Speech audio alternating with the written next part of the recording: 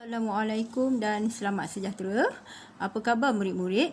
Cikgu harap kamu semua berada dalam keadaan sihat-sihat sahaja. Baiklah, pada hari ini cikgu akan ajar kamu dalam aspek tata bahasa dan tajuknya ialah kata dasar, kata berimbuhan awalan dan kata berimbuhan akhiran. Sebelum cikgu memberikan kamu latihan, cikgu akan menerangkan kepada kamu maksud ketiga-tiga kata ini. Okey, yang pertama ialah kata dasar. Apa itu kata dasar? Kata dasar ialah perkataan asas bagi sesuatu perkataan. Kata dasar juga boleh berdiri dengan sendirinya.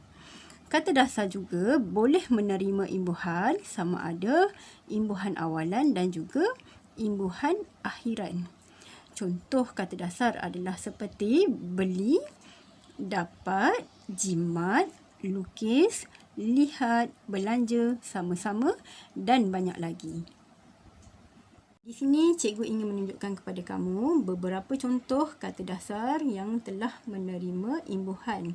Okey, jadi kata dasar beli jadi membeli, beli jadi terbeli, dapat jadi terdapat, dapat jadi mendapat, jimat jadi berjimat, lukis jadi melukis ataupun lukisan, lihat jadi melihat, lihat jadi terlihat.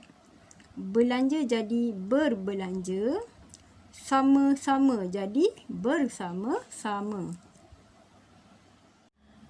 Okey, jadi di sini cikgu nak tunjukkan kepada kamu beberapa contoh perbezaan ayat yang menggunakan imbuhan dan juga yang tidak menggunakan imbuhan. Mari kita lihat contoh ayatnya. Okey, yang pertama, Nilia pergi ke kedai beli roti. Okey, jadi bila kita baca ayat ini, kita rasa ayat ini tidak sedap disebut ataupun tidak sedap didengar. Oleh sebab itu, kita perlukan imbuhan mem untuk diletakkan di hadapan kata dasar beli supaya nanti apabila kita baca ayat ini, ia jadi sebuah ayat yang sedap disebut dan juga sedap didengar. Okey, jadi ayatnya ialah Nilia pergi ke kedai membeli roti. Okay, begitu juga dengan ayat yang kedua. Dania sedang lukis. Okey, jadi kita perlukan imbuhan me untuk diletakkan di hadapan kata dasar lukis. Okey, supaya nanti apabila kita baca ayat ini, okay, ia jadi satu ayat yang sedap apabila kita sebut dan juga sedap apabila kita dengar. Okey, jadi ayatnya ialah Dania sedang melukis. Okey, dan yang ketiga, lukis Marisa sangat cantik. Okey, jadi kita perlukan imbuhan an untuk diletakkan di belakang kata dasar lukis.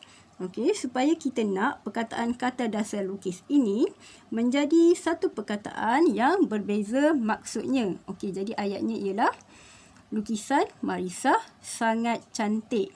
Okey, seperti yang cikgu sebutkan tadi, tujuan kita meletakkan imbuhan pada kata dasar. Okey, yang pertama, kita nak bagi sesuatu ayat itu sedap apabila kita sebut dan juga kita dengar. Okey, dan yang kedua, kita nak bagi sesuatu ayat itu mempunyai maksud yang berbeza dari segi perkataannya.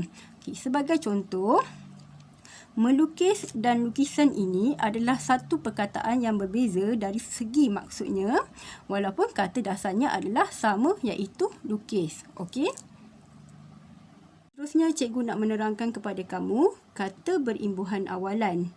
Okey, kata berimbuhan awalan ini imbuhannya diletakkan di hadapan kata dasar. Okey, sebab itu ia dinamakan imbuhan awalan. Okey, contoh kata dasar jalan jadi berjalan. Okey, jadi jalan ialah kata dasar, ber ialah imbuhan awalan. Okey. Kata berimbuhan akhiran pula, imbuhannya diletakkan di belakang kata dasar. Okey. Jadi biasanya imbuhan yang berada di belakang kata dasar adalah seperti kan, an, i. Okey, jadi kalau jalan jadi jalankan, jalanan ataupun jalani.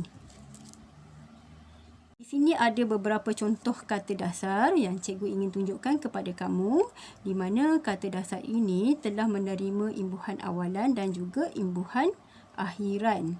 Okey, sebagai contoh, kata dasar tulis jadi menulis. Me ialah imbuhan awalan, tulis ialah kata dasar. Jadi bila dia bergabung, tulis jadi menulis. Untuk kata berimbuhan akhiran, an diletakkan di belakang kata dasar tulis, jadi tulis jadi tulisan. Okey. Pakai. Pakai jadi memakai. Pakai jadi pakaian. Jahit jadi menjahit. Jahit jadi jahitan. Susun jadi tersusun. Susun jadi susunan. Dengar jadi terdengar ataupun mendengar ataupun pendengar. Tapi untuk kata berimbuhan akhiran, dengar jadi dengarkan. Sampai di sini saja penerangan cikgu tentang kata dasar, kata berimbuhan awalan dan juga kata berimbuhan akhiran. Okey, jadi cikgu nak murid-murid perlu membuat latihan di dalam buku aktiviti jilid 2, muka surat 74 dan juga 75. Okey, terima kasih semua.